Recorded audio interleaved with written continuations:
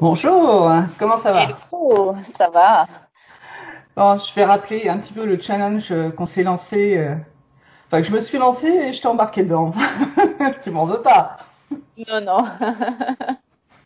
Donc ce challenge, c'est de faire 3 podcasts par semaine pendant un mois et chaque semaine a une thématique différente. Cette semaine, eh bien, on va finir, là c'est le dernier podcast sur la procrastination. Alors pour ceux qui ne me connaissent pas, je vais me présenter. Je m'appelle Méline Aubry, je suis formatrice en apprentissage efficace et j'aide les professionnels à organiser leur temps de travail et de mémorisation afin qu'ils réussissent leur formation de manière sereine et efficace. Voilà, voilà. Alors, la procrastination, je rappelle, la définition, procrastination n'est en aucun cas de la paresse. La paresse, c'est plutôt une façon d'être. On a envie d'être tranquille, de prendre son temps, de profiter de l'instant présent. La procrastination, c'est un système d'évitement face à une tâche qui nous fait peur pour une raison X. Voilà. Alors, il y a des blocages fréquents. Donc, vendredi, on a parlé de la peur de l'échec, mais il y en a un autre qui est très fréquent. C'est quand on se trouve face à une tâche vraiment importante et vous trouvez face à une falaise de 200 mètres de hauteur et vous savez pas du tout comment arriver au sommet. Ça te parle, toi? Oui. Du genre, ben là, tout à fait dans ton dans ton domaine, finir ma formation que j'ai commencée en décembre, que je n'ai toujours pas avancé, et que je me dis mais il y a trop de trucs, je vais jamais y arriver. Bon, pour expliquer un petit peu ta situation, toi, tu es en reconversion et tu es en train de suivre une formation qui est conséquente, qui est normalement sur un an.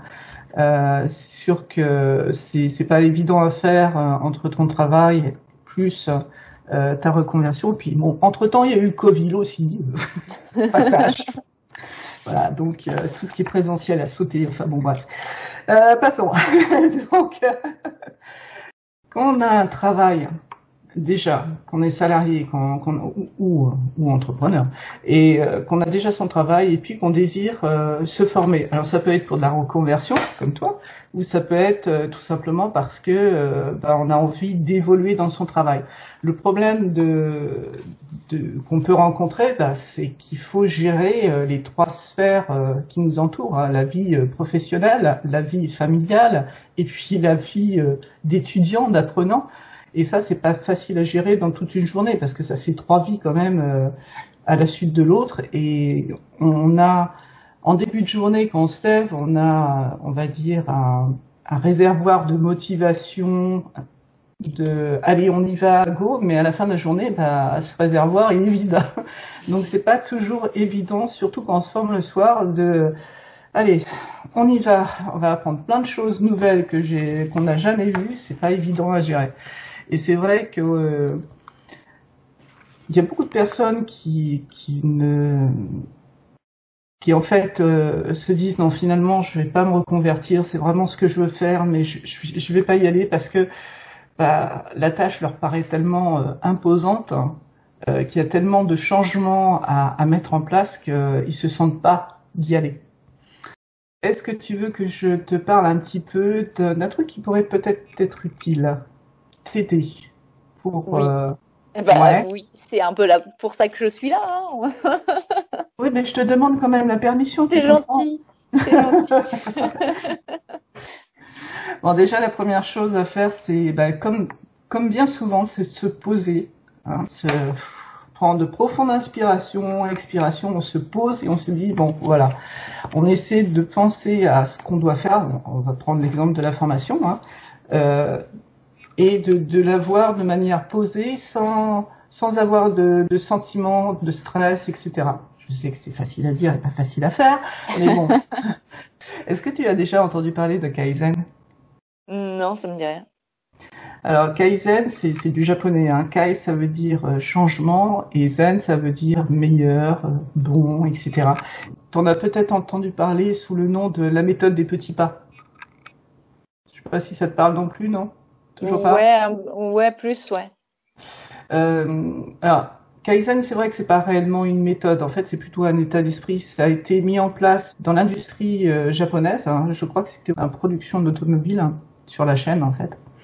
Et ça peut être tout à fait remis dans la vie de tous les jours, hein, dans notre vie quotidienne, parce qu'en fait, c'est un esprit d'amélioration continue. C'est-à-dire que tu vas faire des tout petits pas pour améliorer. Et au fur et à mesure, tu fais un pas plus un pas, bah, tu avances toujours. Tu avances peut-être moins vite, mais tu avances toujours. Et l'avantage du Kaizen, c'est qu'une fois que tu as défini les petits pas que tu devais faire, eh bien, c'est un petit peu exponentiel. Parce que tu gagnes en énergie et comme tu as résolu plein de problèmes, eh bien, tu avances beaucoup plus vite. Donc, pour ta formation, c'est un gros bloc, tu as l'impression que c'est énorme. Mais imagine, par exemple, que ce bloc, ça soit un livre. Ce que tu vois, c'est le titre, c'est la première de couverture, d'accord?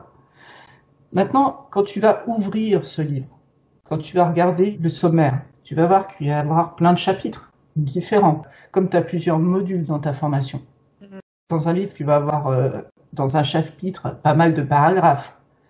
Dans ta formation, toi, tu vas avoir, donc, à la place des paragraphes, ça va être des cours. Tu vois? Donc, tu as un gros truc, c'est ta formation.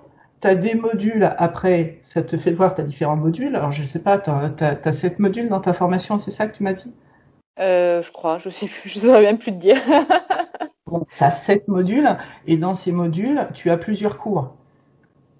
Déjà, quand tu vois ta tâche, ta formation de cette manière-là, de la façon d'un sommaire d'un livre, ça te tranquillise un peu plus parce que tu vois que c'est morcelé. C'est plus facile. Ah oui, bon, bah, ce module-là, le module 1, d'accord, il y a 3 cours. Bon, ça va. Alors, le premier cours, c'est quoi? Bon, ça va, ça fait 20 minutes, il y a 2 exercices à faire. Ok, c'est bon. Tu vois ce que je veux dire?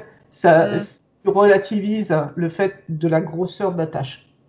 Donc, c'est d'évaluer. Ça, c'est l'évaluation. Et puis après, analyser. Dis maintenant, bon, ok, j'ai tant de modules à faire sur un an avec tant de cours. Tu as fait dans ton évaluation combien de temps ça allait te prendre plus ou moins par module.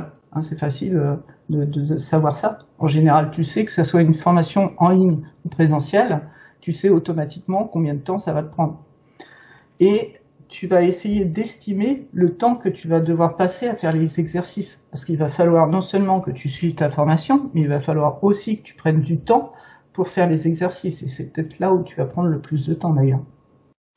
Donc, essayer d'analyser et de donner un timing à tout ça. Et après, la troisième étape, c'est la planification. Puisque maintenant, tu sais à peu près le temps que tu vas mettre, ben, tu vas prendre ce temps et tu vas essayer de le mettre en place sur les semaines que tu dois faire. Par exemple, si ton module 1, tu dois le faire sur 2 mois, eh bien, tu vas essayer de répartir tes cours, tes exercices sur toute la longueur. Mais cependant, en te laissant du temps aussi pour ta sphère familiale. Parce que si tu as une famille, et même si tu es toute seule, tu dois prendre du temps pour toi. Si tu fais que du travail tout au long de la journée, tu vas pas y arriver parce que au début de la journée, on a une espèce de réservoir de motivation, d'autodiscipline, etc. Mais plus la journée avance, plus ce réservoir se vide. Donc du coup, tu as vraiment besoin de retrouver de l'énergie. Et le fait de te poser à un moment donné entre deux tâches, ça te permet de respirer, de reprendre un peu de boost, un peu de carburant et de pouvoir y aller. Et puis, une fois que tu as planifié tout ça, c'est vrai que ça peut prendre du temps, mais une fois que tu l'as fait, eh bien, tu passes à l'action. Tu exécutes. Tu y vas, tu fonces. Est-ce que tu penses que ça peut répondre à ton problème? Ben, c'est vrai que de me dire, ben, cette semaine, j'ai un cours à faire. Et donc, du coup, comme tu disais, en général, j'ai mon cours en ligne. Et puis après, ça dépend les fois, mais j'ai quelques exercices à faire. Et de me dire, bah, du coup, premier jour, je vais faire le cours en ligne. Et puis, le jour suivant, je vais faire le premier exercice. Et puis, le jour suivant, je vais faire le deuxième exercice. Ça fait moins gros que me dire, il faut que je fasse ma formation, mais de manière générale. Et que je vois je sais plus si c'est 7 ou 8 modules. Qui sont conséquents, surtout que j'ai du retard et que du coup il faut que j'aille plus vite.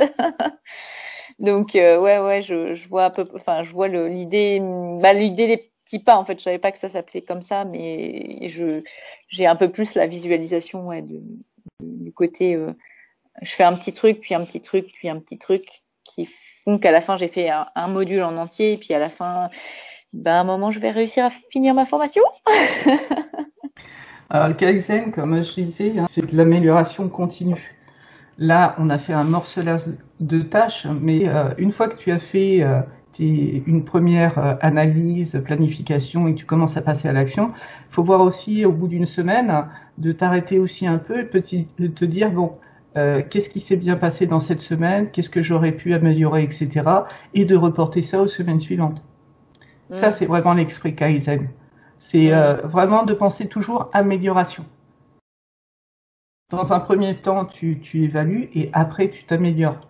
Et ça va prendre un rythme. Et comme je te disais que c'est exponentiel parce qu'au bout d'un moment, tu as les idées qui viennent automatiquement pour avancer plus rapidement. Ouais, je vois, effectivement.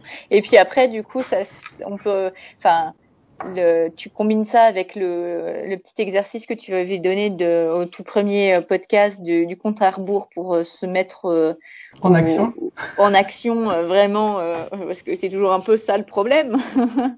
Mais d'avoir du coup une toute petite tâche et de me dire bon là je mets mon compte à rebours et puis je me lance parce que j'ai une petite tâche, c'est beaucoup plus surmontable dans mon mental que de me dire le matin quand je me lève il faut que je fasse ma formation dans la journée et c'est gros, c'est vague, tu vois, c'est pas motivant et c'est toujours un peu trop conséquent, je sais pas trop exactement ce que je dois faire et tout ça.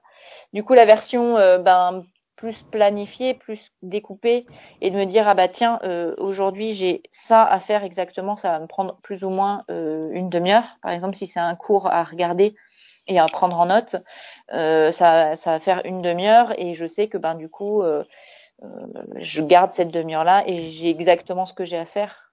C'est plus simple effectivement. En me disant 5, 4, 3, 2, 1, je m'y mets. Avec l'image qui va bien, parce qu'il faut que tu imagines le film. Vraiment, moi je m'imagine vraiment être dans ma fusée et décoller, hein. Vraiment. Donc du coup, moi, ça me met en action. Blog, du coup, comme je fais de la course à pied, c'est plus je me lance à commencer à courir. Mais tu disais tout à l'heure que tu voulais combiner les deux outils et c'est ça qui est vraiment bien parce que c'est ce qu'il faut faire. En fait, quand tu es un mécano, tu n'as pas besoin d'un seul outil. Tu as besoin d'avoir une caisse à outils et d'utiliser différents outils à différents moments. Et tous les outils, c'est pour ça qu'il ne faut pas s'arrêter sur un outil. Il faut en prendre plusieurs et souvent, il faut, comme tu disais, les coupler les uns aux autres pour pouvoir plus facilement avancer. Et c'est top. J'ai même pas eu besoin de te le dire. Ça, c'est cool. Oui, je suis une bonne élève. Ouais, je vois ça.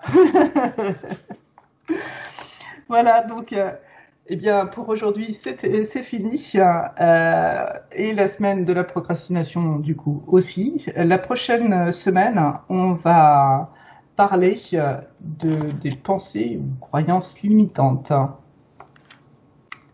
Ça... Bon gros programme. Ouais, aussi. Parce que ça peut pourrir pas mal la vie quand même, faut le reconnaître.